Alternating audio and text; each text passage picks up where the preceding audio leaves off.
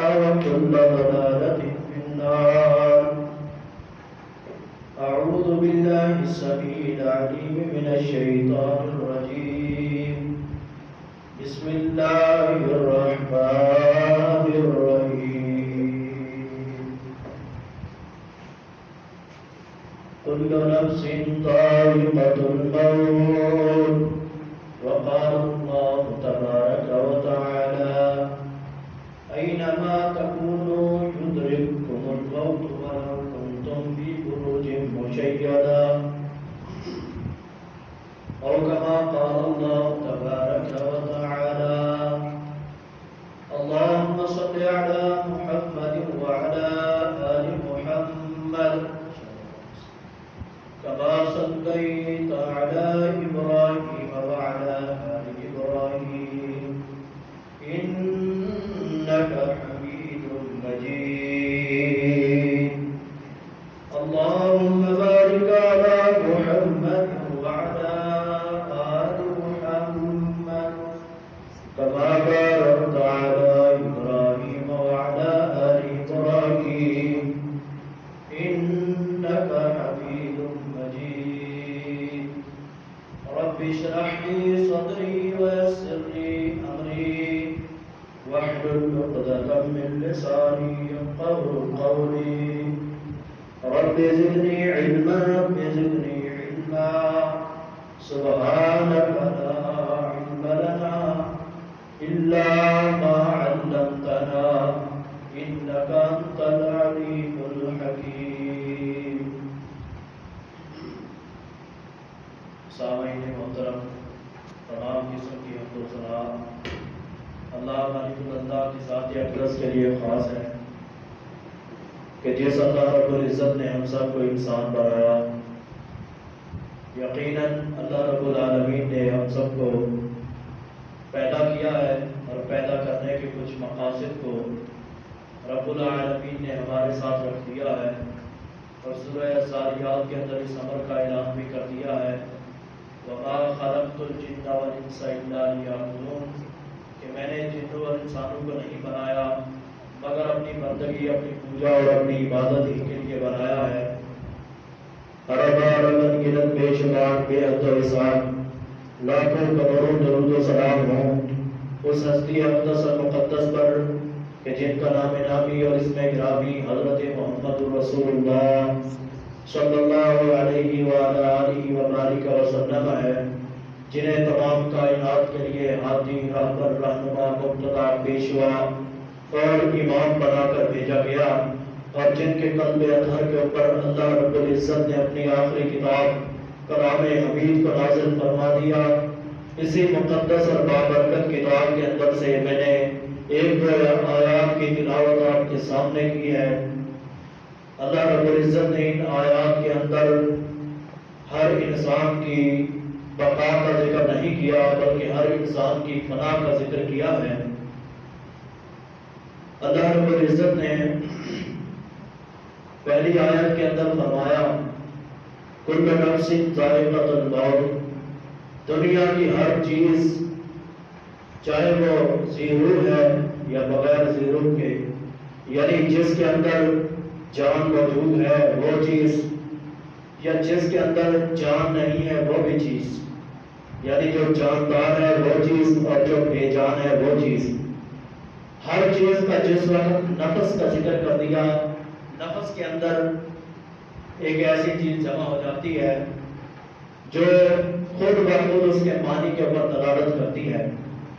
اور کئی مرتبہ اللہ نے قرآن مجید کے اندر انسان کی جان کو نفس کہا ہے کہ یہ نفس امارہ ہے، یہ نفس لوامہ ہے، یہ نفس مطمئنہ ہے، یہ نفس خبیثہ ہے۔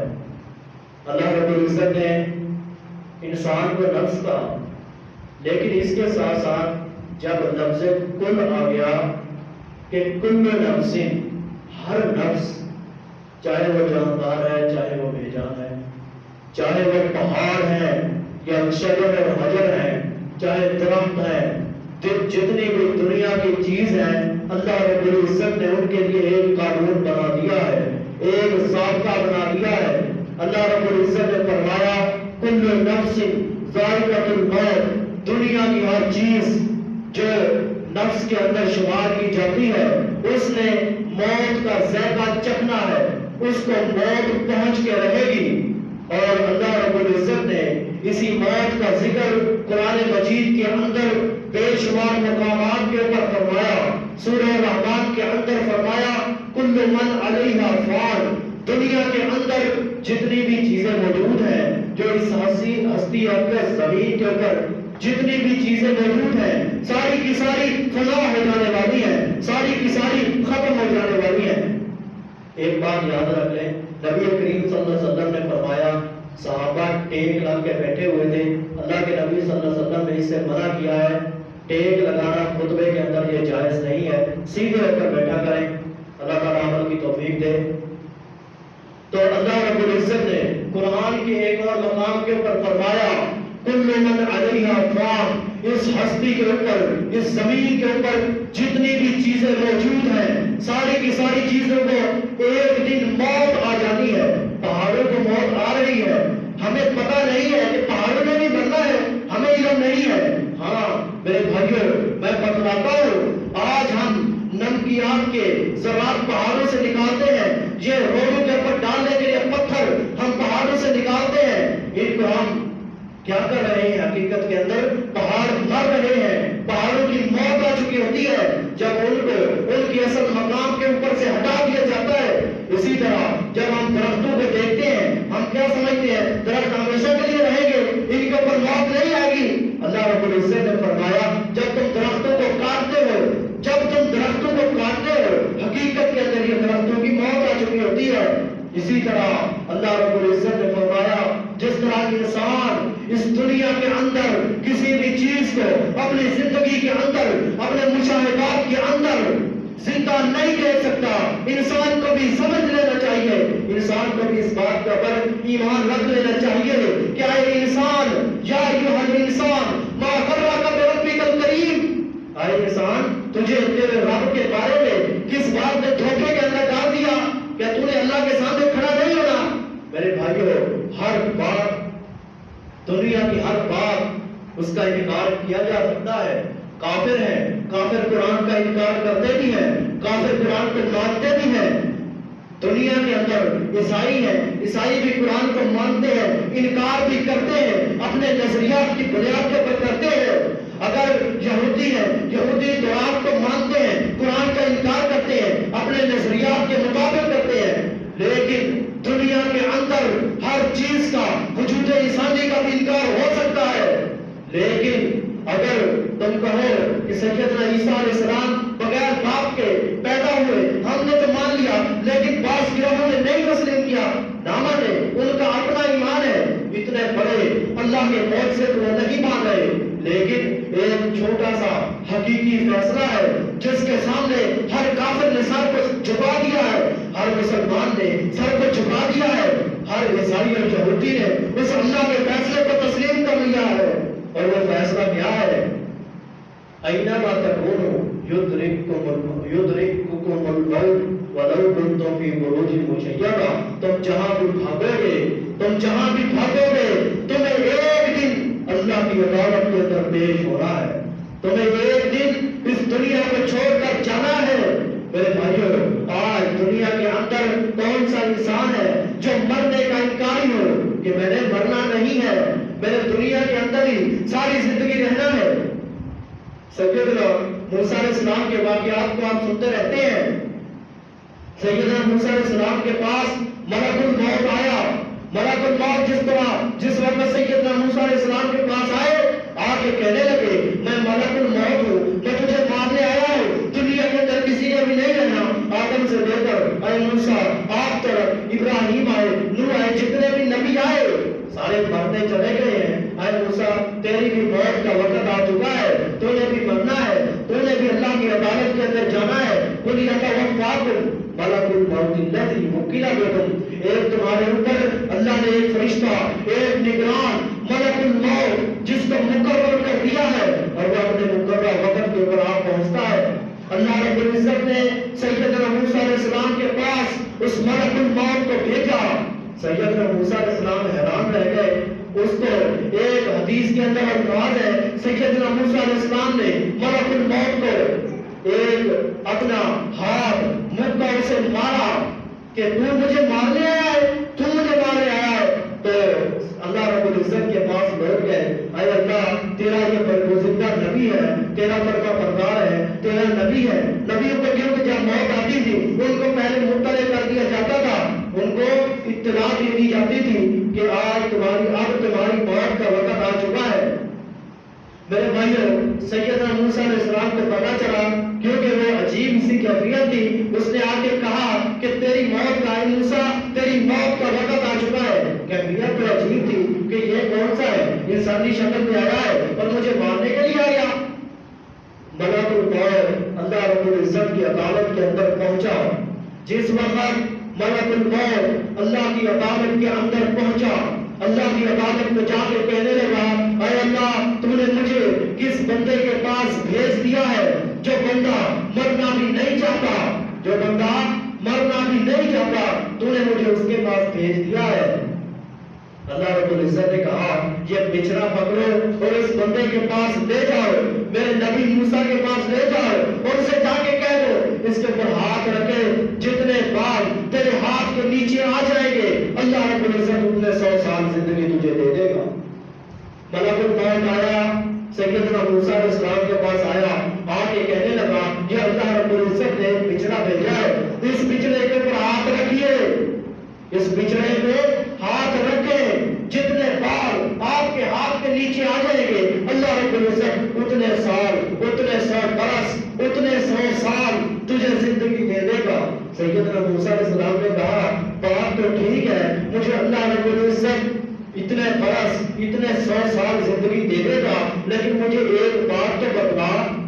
کہنے لگے سیدنا موسیٰ علیہ السلام بات تو ٹھیک ہے کہ مجھے اتنی زندگی مل جائے گی، اتنے برس زندگی مل جائے گی، تو مجھے ایک بات تو بتلا اس کے بعد پھر کیا ہونا ہے. اس کے بعد جب یہ مدت ختم ہو جائے گی، یہ ہزاروں سال کی مدت ختم ہو جائے گی، یہ ہزاروں صدیاں بیت جائے گی، اس کے بعد کیا ہونا ہے. ملک الموت کہنے لگا ثم انقضا، پھر موت نے آنا ہے، پھر موت آ جائے گی. تو سیدنا موسیٰ علیہ السلام نے کہا اس موت سے ایک روایت کے الفاظ ہے، مسند احمد کی روایت ہے، امام بہقی نے بھی نقل کیا ہے. سیدنا موسیٰ علیہ السلام کہنے لگے اے ملک الموت مجھے یہ تو بتلا کیا اس موت سے مجھے کچھ چھٹکارا مل سکتا ہے، کیا میں اس موت سے بچ سکتا ہوں؟ کوئی میرے پاس ایسا راستہ بتلائیے کہ میں اس موت سے بچ جاؤں، میں قیامت کی اور قبر کی اور آخرت کی تلخیوں سے بچ جاؤں. اب اللہ کا نبی ہے، وہی کے ساتھ بات کرنے والا ہے، وہ کہہ رہا ہے اے موسیٰ مجھے بتلاؤ کوئی ایسا راستہ بھی ہے کہ میں موت سے بچ جاؤں. موسیٰ علیہ السلام کو ملک الموت کہنے لگا اللہ نے تیرے سامنے اتنا بڑا آپشن رکھا ہے، اس کو چن لو. کہنے لگے میں اللہ کی اس دین کو، اللہ کی اس محنت کو تو چن لوں گا، لیکن قیامت کے دن جب میں اللہ کی بارگاہ کے اندر جاؤں گا تو میں اللہ کی بارگاہ میں جا کے شرمندہ ہو جاؤں گا. کیا ہے موسیٰ اتنے برس، اتنے 1000 برس مجھ سے عمر مانگی تھی، میں نے تجھے عمر دے دی تھی، پھر بتلا کہاں جائے گا. اے موسیٰ پھر تو اے ملک الموت پھر تو موسیٰ علیہ السلام کے پاس اللہ کی عدالت کے اندر کوئی جواب نہیں ہوگا. لہذا ایسا کیجیے اگر اتنے برسوں بعد ہوئی مجھے موت میں آ پہنچنا ہے تو میری جان کو، میرے روح کو ابھی قبض کر لیجیے. اللہ رب العزت کے حکم کے اوپر ملک الموت نے سیدنا موسیٰ علیہ السلام کی موت کو، سیدنا موسیٰ علیہ السلام کی جان کو نکال دیا. میرے بھائیوں آج ہم اسی موت سے غافل ہیں. رسول اللہ صلی اللہ علیہ وسلم کی حدیث ہے، اللہ کے نبی صلی اللہ علیہ وسلم نے فرمایا اکثر الذکر حازم اللذات عن الموت. اے میرے صحابہ کسی بھی عمل کے ساتھ یہ بات ذہن کے اندر رکھ لے، کسی بھی ایسے عمل کے ساتھ اللہ کے نبی صلی اللہ علیہ وسلم نے یہ نہیں کہا، یہ کہا ہے، یہ سیدھا استعمال نہیں کیا، یہ کہا ہے تم سبحان اللہ و بحمدہ، سبحان اللہ العظیم اکثر مرتبہ زیادہ تم پڑھا کرو، کثرت سے پڑھا کرو. یہ تو ایک عمومی حکم تھا کہ تم کثرت سے پڑھا کرو، اور یہ بھی کہا ہے تم کثرت سے استغفار کیا کرو۔ یہ بھی ایک عمومی حکم تھا جو اللہ کے نبی صلی اللہ علیہ وسلم نے صحابہ کو دے دیا۔ یہ تو ایک عمومی حکم تھے جو اللہ رب العزت نے اللہ کے نبی صلی اللہ علیہ وسلم نے صحابہ کو دے دیے، لیکن احادیث کے ذخیرے کے اندر ایک لفظ ایسا آتا ہے جس کو اللہ رب العزت نے رسول اللہ صلی اللہ علیہ وسلم نے بیان کیا، اکثر الذکر۔ یہ امر کا سیغہ ہے، اللہ کے نبی امت کو حکم دے رہے ہیں، اے میری امت کے لوگوں، تم نے جس کو سب سے زیادہ یاد کرو، تم یاد کرو، تم بھول چکے ہو، تم غفلت کی نیند سو رہے ہو کہ اے صحابہ تم یاد کرو۔ اللہ کے نبی حکم دے رہے ہیں صحابہ کو، یہ نہیں کہہ رہے تم سبحان اللہ کو یاد کرو، تم سبحان اللہ کو کثرت سے اپناؤ، حکم نہیں کہا، بلکہ ایک امر کا نزول کیا جو 100 مرتبہ پڑھے گا اللہ رب العزت اس کے سمندر کی چھاپ کے برابر بھی، سمندر کی چھاپ کے برابر بھی اگر گناہ ہو گئے اللہ معاف کر دے گا۔ یہ ایک عمومی حکم نازل کیا ہے، لیکن کہا میں نبی ہوں، اللہ کا نبی ہوں۔ 70 مرتبہ 100 مرتبہ روایات کے اندر آتا ہے کہ میں اللہ کے سامنے استغفار کرتا ہوں، معافیاں مانگتا ہوں۔ اے میرے صحابہ تم بھی اللہ کے سامنے معافیاں مانگا کرو، تم بھی اللہ کے سامنے استغفار کیا کرو۔ یہ تو ایک عمومی حکم تھا جو آئیڈیل بن کے، جو نمونہ بن کے اللہ کے نبی صلی اللہ علیہ وسلم نے صحابہ کے سامنے اس حکم کو رکھ دیا۔ اب یہ جو ایک عمومی حکم کو رکھا تھا، اس کے بعد چلیے جس کا ہمیں اللہ کے نبی نے حکم دے کر کہا ہے، اکثر الذکر حاضر للذاتی الموت۔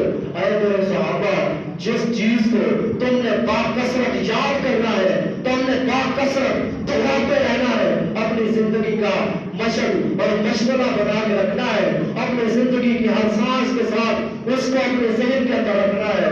اکثر الذکر حاضر للذاتی الموت، تم سب سے زیادہ میرے صحابہ موت کو یاد کیا کرو۔ میرے بھائیوں سبحان اللہ، الحمدللہ، اللہ اکبر، بہت بڑے ذکر ہیں، ان ذکر کی، ان اذکار کی بڑی فضیلت ہے، لیکن اتنا اللہ کے نبی صلی اللہ علیہ وسلم نے تاکید کے ساتھ، اتنا حکم کے ساتھ ان کو یاد کرنے کا نہیں کہا۔ یہ کا بڑا اجر ہے۔ اللہ نے فرمایا جو 100 مرتبہ اللہ اکبر کہتا ہے، اللہ رب العزت اس کے دل سے دل کے قریب ہو جاتا ہے، وہ جو دعا مانگے گا اللہ قبول کر لے گا۔ اللہ کے نبی نے کہا جو 10 آیات کو رات کو پڑھ کے سوتا ہے، متعدد واقعات ہیں، فضیلت کے واقعات ہیں، لیکن اللہ کے نبی صلی اللہ علیہ وسلم نے یہی کہا کہ جو پڑھے گا، لیکن بہت ایسی چیز ہے رسول اللہ صلی اللہ علیہ وسلم نے اس کا حکم دیا کہ اے میرے صحابہ اس کو یاد رکھنا ہے، اس کو یاد کر لو۔ اور محدثین نے بھی اس کے اوپر کلام لکھے ہیں، محدثین نے بھی کمال کی باتیں لکھی ہیں کہ موت کو یاد کرنے کا مقصد کیا ہے۔ تم ایسے یاد کرو جس طرح تم قرآن کی سورۃ فاتحہ کو یاد کرتے ہو، تم موت کو ایسے یاد کرو۔ صحابہ کہہ رہے ہیں، محدثین کہہ رہے ہیں جس طرح تمہارا ایمان ہے، اللہ کے نبی حق ہے، اللہ کے رسول سچے ہیں، سارے کے سارے سچے ہیں، اس کو تم پیچھے رکھو، موت کو تم پہلے یاد کرو۔ میرے بھائیوں اس کی بنیادی وجہ کیا تھی؟ دنیا کے اندر ہر بندہ اس بات کے اوپر یقین رکھتا ہے کہ اس نے ایک دن اللہ کی عدالت کے اندر، اللہ کی بارگاہ کے اندر کھڑے ہونا ہے۔ میرے بھائیوں اب اس کا کچھ نمونہ، اسی کا کچھ پہلو اللہ رب العزت نے قرآن مجید کے اندر بھی کھینچا ہے۔ اللہ نے فرمایا انک میت وانہم میتون۔ آج ہم دنیا کے اندر، آج عالم دنیا کے اندر، دنیا کے موجودات کے اندر ہم دیکھتے ہیں ہم میں سے کون ہے جس کا پردادا، یا کئی ایسے بھی موجود ہیں یہاں پہ جس کا دادا بھی، کئی ایسے بھی موجود ہیں جن کا باپ بھی اب زندہ نہیں ہے، کہ ہم ان کو اپنے ہاتھوں سے دفنا کے نہیں آئے، ہم ان کو اپنے ہاتھوں سے دفنا کے آئے ہیں۔ ہمارے دادا، ہمارے پردادا، ہمارے آباء و اجداد۔ اور محدثین نے بھی کیا کمال لکھ دیا کہ اللہ الصمد الذی جعل لنا الموت نعمتا، اللہ بے نیاز رب نے ہمارے لیے موت کو بھی نعمت بنا دیا ہے۔ موت بھی ایک اللہ کی نعمت ہے میرے بھائیوں. اگر ہم دل کو کھول کے سوچیں کہ موت کو محدثین نے اور نبی کریم صلی اللہ علیہ وسلم کے صحابہ نے نعمت کیوں کہا ہے. یہ تو ہم آپس کے اندر بیٹھے ہو تو ہم کہہ دیتے ہیں کہ آفت آ پہنچی ہے, بیماری تھی, آفت پہنچی ہے, مصیبت آ گئی, مر گئے ہم. لیکن اللہ نے اور صحابہ کرام میں اللہ رب العزت نے ایک سنن ابو داؤد کی ایک مرفوع روایت سے یہ بھی الفاظ ملتے ہیں کہ اللہ نے تمہارے لیے اس موت کو نعمت بنایا ہے. کس طرح نعمت بنایا ہے؟ آج ہم جتنے بھی موجود ہیں, اگر ہماری کفالت کے اندر ہمارے دادا یا ہمارے پردادا یا اس سے پچھلی نسلیں موجود رہتی, کیا ہم ان کی پرورش کرنی تھی؟ ہم نے نہیں تھی کرنی. میرے بھائیوں, ہم نے تھک کار جانا تھا. آج ہی ہم تھک چکے ہیں, اپنے والدین کو اولڈ ایج کے اندر چھوڑ آتے ہیں. آج ہی تھک چکے ہیں. ہم سے اپنے والدین کی خدمت نہیں ہوتی. دادا دادی, نانا نانی اور پردادے, ان کی خدمت ہم کیسے کر سکیں گے؟ اسی لیے اللہ رب العزت نے اس موت کو بھی اپنے بندے کے اوپر ایک بہت بڑی نعمت بنایا ہے. اور اگر یہ موت نہ ہوتی, موت نہ ہوتی تو آج ہم دیکھتے ہمارے بزرگ, ہمارے بڑے روڈوں کے اوپر دھکے کھا رہے ہوتے, کچر میں کھوا رہے ہوتے. میرے بھائیوں, اس کا بھی اللہ کی نعمت سمجھیے. اللہ رب العزت نے قرآن کے اندر رسول بنا دیا ہے جس کی طرف میں آپ کو اشارہ کرتا ہوں. آج ہم دیکھتے ہیں ہمارے اباؤ اجداد نہیں ہے. چھوڑیے میرے بھائیوں, دنیا کے ساتھ لگن لگانے والوں کو دیکھیے جو دنیا کے عمراء میں سے تھے, دنیا کے امیر تھے, خزانوں کے مالک تھے, دنیا کے اندر سب سے امیر ترین لوگ تھے. دیکھ لیجیے کون ہے جو پہلے لوگوں میں سے آج زندہ ہے, کون ہے جو بدلائے. نمرود دنیا کا, قارون دنیا کا, جس کو اللہ نے قرآن کے اندر ایک مالدار اور طاقتور شخص کہا ہے کہ جس کے مال کی چابیوں کو اللہ نے قرآن میں کہا ہے ایک طاقتور اور توانا ایک جماعت, انسانوں کی ایک جماعت ہو, طاقتور جماعت ہو, توانا جماعت ہو, اس کے خزانوں کی چابیوں کو اٹھا سکتی تھی. میرے بھائیوں, اگر ہم دیکھیں وہ قارون جو یہ کہا کرتا تھا, اس نے اپنی زندگی میں کہا تھا نہ میرے اندر مرنا ہے, نہ باہر مرنا ہے, نہ اپنے گھر میں مرنا ہے, نہ صبح کے وقت مرنا ہے, نہ شام کے وقت مرنا ہے. اللہ رب العزت نے اسے بھی مار دیا. فرعون کو اس نے بھی رب ہونے کا دعویٰ کیا تھا.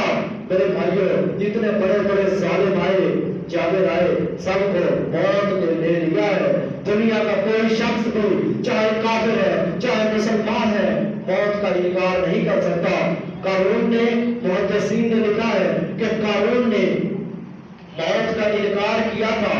جس وقت موت کا انکار کیا تھا, جس رات اس نے موت کا انکار کیا تھا اور اپنے حواریوں کو, اپنے ساتھیوں کو یہ کہا تھا کہ صبح مجھے رب ماننا, میں تمہیں اپنی دولت دے دوں گا اور میں نے کبھی نہیں مرنا. اللہ رب العزت نے اسی رات اس کو زمین کے اندر غرق کر دیا. آپ نے ابھی سنا ہے, ابھی پچھلے ہی ہفتے کے اندر, ایک دو ہفتے کی بات ہے, دنیا کا سب سے بڑا برج خلیفہ دبئی کے اندر بنانے والا, برج خلیفہ بنانے والا, ساتھ میں برج خلیفہ کی تصویر لگی ہوئی تھی اور ساتھ میں قبر خلیفہ کی تصویر بھی لگی ہوئی تھی. میرے بھائیوں, دنیا کے اندر ہم جتنا بھی مال کما لیں, صرف کے دل سے سوچیں ہمارے کفن کے ساتھ جیب نہیں ہے. ہمارے کفن کے ساتھ ایک دو تین سفید کپڑوں کے اندر جانا ہے اور بعض لوگوں کو وہ کپڑے بھی نصیب نہیں ہو رہے. ہم سنتے رہتے ہیں, سوشل میڈیا پہ دیکھتے رہتے ہیں, ابھی اسی نہر کے اندر جو بندہ مر کے یا کسی دریا کے اندر مر گیا, ڈوب کے مر گیا. میرے بھائیوں, بتلائیں کئی کے دن تک جاری رہتا ہے کہ اس کی لاش نہیں ملی. کیا مطلب ہے؟ ہمیں اپنی لاش نہیں ملی, ہمیں ہماری اگر لاش بھی نہ ملے تو اگر دنیا کا دو گز کفن کا ٹکڑا بھی نصیب نہیں ہوگا. اور ہم اس دنیا کے پیچھے لگے ہوئے ہیں. ہم نے اس دنیا کو متاع اعمال سمجھ لیا ہے, متاع لوہ سمجھ لیا ہے. پوری دنیا ہم نے کمانے کے چکر کے اندر لگے ہوئے ہیں. ہم نے دیکھا ہمارے پاس جہاں نیا کے اندر تو کوٹیاں اور بنگلے موجود ہیں, ہمارے لاہور کے اندر بھی ہونا چاہیے, ہمارا اسلام آباد کے اندر بھی ہونا چاہیے.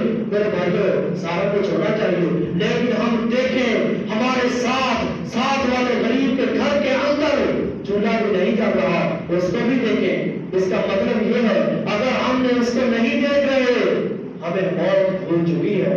اور نبی کریم صلی اللہ علیہ وسلم نے بھی سمجھانے میں کیا کمال کر دی۔ اللہ کے نبی صلی اللہ علیہ وسلم نے فرمایا اگر تم میں سے کسی کا اللہ کے راستے کے اندر خرچ کرنے کو دل نہ کرے تو تنہا جا کے کمرے کے اندر بیٹھ جائے یا مسجد کے اندر چلا جائے اور صرف ذہن کے اندر ایک سوال پیدا کر لے میں نے دنیا میں کبھی نہیں رہنا۔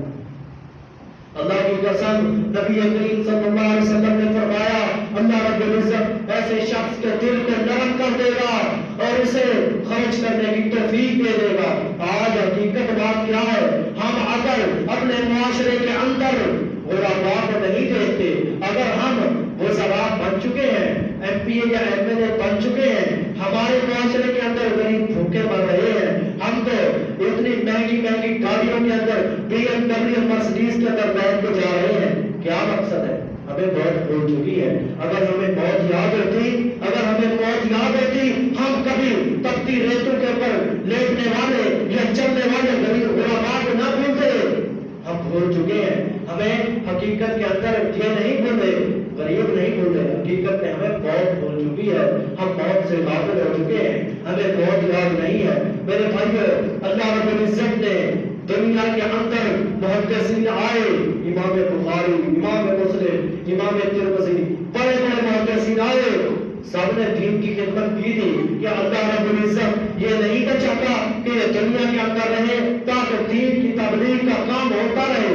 میرے بھائیو ان کو چھوڑیے، صحابہ اتنی پاکیزہ ہستیاں ہیں کہ جن کو دیکھنے سے اللہ رب العزت، جنہوں نے تابعین نے ایمان کی حالت میں صحابہ کو دیکھا، اللہ نے ان کے برات آگ کو جہنم کی آگ کو حرام کر دیا ہے۔ میرے بھائیو کہ اللہ رب العزت صحابہ کو دنیا میں رکھنا نہیں تو چاہتا، چھوڑیے اس بات کو بھی۔ اللہ کا اپنا نبی محمد رسول اللہ صلی اللہ علیہ وسلم، اس کے بارے میں بھی اللہ نے قرآن میں کہہ دیا انکا میت، اے نبی آپ کے اوپر بھی موت آنے والی ہے۔ اللہ نے قرآن میں کہہ دیا انکا میت وَإِنَّهُمْ مَيِّتُونَ، یہ آپ بھی اس دنیا سے جانے والے ہیں، آپ کے اوپر بھی وفات کا لمحہ آنے والا ہے، آپ بھی اس دنیا سے کوچ کر کے جانے والے ہیں، اور آپ کے صحابہ یا آپ کو نہ ماننے والے یہ بھی اس دنیا سے جانے والے ہیں۔ میرے بھائیو جس وقت پتا چلا کہ صحابہ کے اندر یہ خبر عام ہو چکی ہے کہ اللہ کے نبی صلی اللہ علیہ وسلم دو جہانوں کے تاجدار، امام الانبیاء، سید الانبیاء، سید ولد آدم اور آج بھی آدم کے سردار، والی بطحا، حوض کوثر کے مالک اس دنیا سے جا چکے ہیں۔ حضرت سیدنا فاروق اعظم تلوار پر دست ہو جاتے ہیں، سیدنا فاروق اعظم تلوار پر دست ہو جاتے ہیں اور کہتے ہیں جو کہے گا کہ اللہ کے نبی صلی اللہ علیہ وسلم اس دنیا سے چلے جا چکے ہیں، عمر کی زبان اس کا فیصلہ نہیں کرے گی بلکہ عمر کی تلوار اس کی گردن پہ کن سے جدا کر دے گی۔ حضرت ابوبکر صدیق منبر کے اوپر آئے اور آگے خطبہ دیا، آگے خطبہ دے کے کہنے لگے من کان منکم یعبد محمدا فإن محمدا قد مات، جو تم میں سے صحیح بخاری کے اندر یہ مکمل حضرت ابوبکر صدیق کا خطبہ موجود ہے، جو تم میں سے محمد کی عبادت کرتا تھا فإن محمدا قد مات، نبی کریم صلی اللہ علیہ وسلم اس دنیا کے اندر نہیں رہے۔ ومن کان منکم یعبد اللہ فإن اللہ حی لا یموت، جو اللہ کی عبادت کرتا تھا اللہ رب العزت کو کبھی بھی موت نہیں آنی۔ اللہ تعالیٰ ہمیشہ کے لیے بقا کے لیے ہمیشگی کر رہے گا اور ہمیشہ قائم اور قائم رہے گا۔ میرے بھائیو اگر زندہ رہنا ہوتا تو دنیا کے اندر ہمارے امام، ہمارے مقتدا، ہمارے پیشوا، پوری دنیا کے رہبر امام الانبیاء زندہ رہتے۔ اگر وہ بھی دنیا کے اندر نہیں رہے تو ہمیں سمجھ لینا چاہیے کہ ہماری بھی موت کا وقت قریب آ چکا ہے۔ قل یتوفاکم ملک الموت الذی وکل بکم ثم الی ربکم ترجعون، اے نبی اعلان کر دیجئے قل یتوفاکم ملک الموت الذی وکل بکم، تمہارے اوپر ایک نگران کو، ایک فرشتے کو، ملک الموت کو مقرر کر دیا ہے اللہ رب العزت نے، اور وہ تمہیں مار کے رہے گا، اور پھر تم نے اللہ رب العزت کی عدالت کے اندر پیش ہونا ہے۔ میرے بھائیوں، رسول اللہ صلی اللہ علیہ وسلم سے پوچھا گیا، اے اللہ کے نبی صلی اللہ علیہ وسلم، آپ دنیا کے اندر سب سے زیادہ کس چیز سے ڈرتے ہیں؟ نبی کریم صلی اللہ علیہ وسلم نے یہ نہیں کہا میں کافروں سے سب سے زیادہ ڈرتا ہوں، یا میں فلاں کافر سے یا فلاں جنگ سے اتنا زیادہ ڈرتا ہوں، یا فلاں فتنے سے اتنا زیادہ ڈرتا ہوں۔ نبی کریم صلی اللہ علیہ وسلم زار و گدار رونے لگ گئے، اور صحابہ بیان کرتے ہیں اللہ کے نبی صلی اللہ علیہ وسلم کی داڑھی مبارک آنسوؤں سے تر ہو چکی تھی، اور دیکھتے ہی دیکھتے صحابہ کے اوپر بھی رونگٹے کھڑے ہو گئے اور ان کی آنکھوں سے بھی آنسو جاری ہو گئے۔ اللہ کے نبی صلی اللہ علیہ وسلم نے فرمایا، اے میرے صحابہ، اے میرے صحابہ، مجھے سب سے زیادہ جس چیز کا خوف ہے، جس چیز کا ڈر ہے، وہ مجھے اللہ رب العزت کے سامنے پیش ہونے کا ڈر ہے۔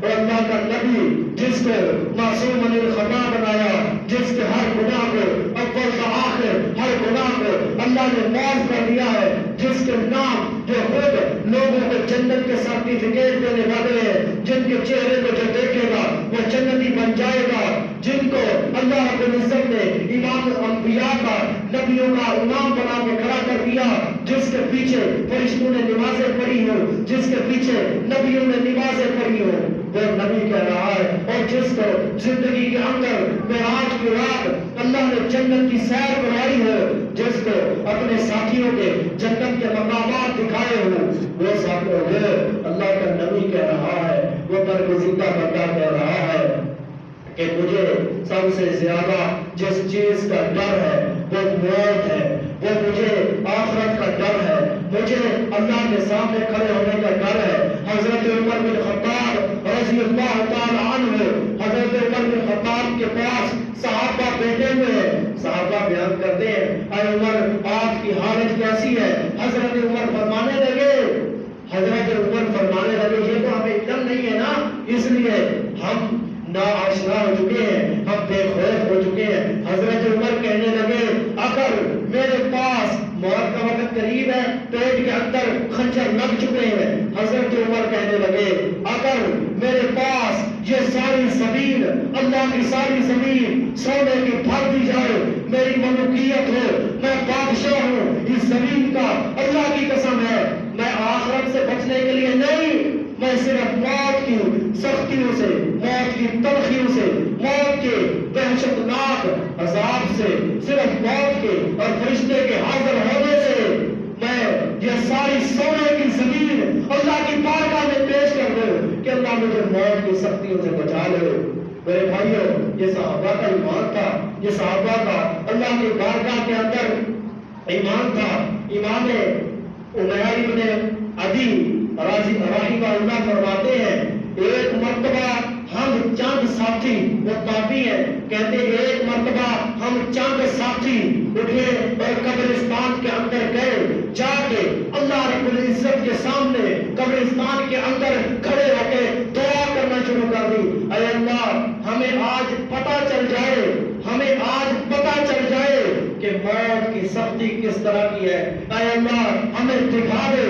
عمیر ابن عدی کہتے ہیں ہم ابھی دعا کر ہی رہے تھے، ہمارے سامنے والی قبر کے اندر سے ایک آدمی نے سر نکالا، قبر کے اندر سے سر نکالا اور نکال کے کہنے لگے، وہ آدمی اے عمیر ابن عدی تو کیا اللہ کے سامنے سوال کر رہا ہے؟ تو مجھ سے پوچھ، میں ساری زندگی نمازیں بھی پڑھتا رہا ہوں، ساری زندگی اللہ کی اطاعت اور نبی کی فرما برداری بھی کرتا رہا ہوں، لیکن ایک بات نے مجھے آج تک مجھے 150 سے زائد عرصہ اس قبر کے اندر آئے ہوئے ہو چکا ہے، لیکن 150 برس گزرنے کے بعد آج میں تیرے سامنے کھڑا ہوں، میرے ماتھے کے اوپر سے اور میرے چہرے کے اوپر سے صرف وہی پسینہ ختم نہیں ہو رہا جب موت کے وقت مجھے پسینہ آیا تھا۔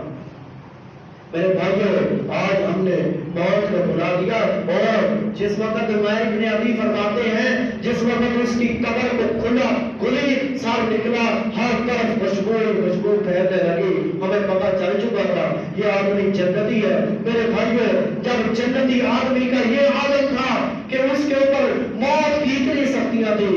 آج ہم ذرا سوچیں تو صحیح کہ ہم نے کیا دنیا کے اندر ہمیشہ کے لیے رہنا؟ کیا ہمارا مقام ہمارا ٹھہرنا دنیا کے اندر ہمیشہ کے لیے؟ نہیں میرے بھائیو. سب سے زیادہ نبی کریم صلی اللہ علیہ وسلم نے فرمایا اکثر الذکر حازم لذات الموت. تم سب سے زیادہ یہ نہ کرو سبحان اللہ کرتے رہو. پڑھنا چاہیے، عبادت ہے. الحمدللہ پڑھیں، عبادت ہے. نمازیں پڑھیں، عبادت ہے. قرآن کی تلاوت کریں، عبادت ہے، ثواب ملے گا. لیکن کثرت سے جس چیز کو نبی کریم صلی اللہ علیہ وسلم نے ہمیں حکم دے کے فرمایا کہ تم اسے کثرت سے یاد کرو، حاضر لذات الموت، جو دنیا کی تمام لذتوں کو توڑ کے رکھ دیتی ہے وہ موت ہے، اس کو تم یاد کرو. اللہ رب العزت ہم سب کو موت کی سختیوں سے، موت کی پریشانیوں سے ہم سب کو آزاد فرمائے. میرے بھائیو ایک مرتبہ یہ آپ بھی سوچتے ہوں گے کہ میں یہ ایک اعلان کرنا چاہتا ہوں کہ ہم اکثر طور کے اوپر اپنے علماء کے ساتھ، مساجد کے ساتھ تعاون نہیں کرتے. آج بلا جھجک میں اپنی طرف سے بات کر رہا ہوں. مجھے جو جہاں میں پڑھاتا ہوں الحمدللہ سارا کچھ دیتے بھی ہیں، تنخواہ بھی دیتے ہیں، لیکن میں ایک تعجب سے محسوس کرتا ہوں یہاں پہ آ کے کہ یہاں کے لوگ صاحب ثروت بھی ہیں، مالدار بھی ہیں، سارا کچھ ہے.